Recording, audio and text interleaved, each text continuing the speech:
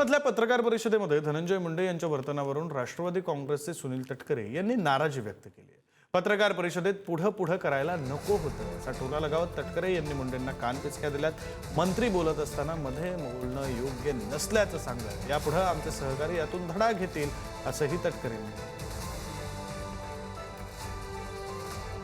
पालकमंत्री पत्रकार परिषद घेत असताना जिल्हा नियोजन मंडळाच्या बैठकीच्या नंतर त्या जिल्ह्यातील प्रमुख आमदार बाजूला बसतात, हे काही चुकीचं नाही। पण पत्रकार परिषद ही शेवटी त्या प्रमुख व्यक्तीची असते। कुठल्या कॉन्टेक्स्ट मध्ये कशामुळे धनंजय मुंडे बोलले हे मी समजून घेईन। शेवटी पत्रकार परिषद ही मुख्य महनीय व्यक्तीची असते। अशा वेळेला बाजूला बसणं ठीक आहे, पण बाजूला बसून पत्रकार परिषदेमध्ये भाग घेणं हे सुद्धा काय योग्य असं मला वाटत नाही। कधी पक्षाच्या कुठल्याही सहकार्याने, वहिनी आपल्या राष्ट्रीय अध्यक्ष आहेत, त्या कर्तबगार आहेत, कणखर आहेत, त्या माध्यमांची योग्य रीतीने त्या त्या विषयाची मांडणी समर्पक पद्धतीने करू शकतात।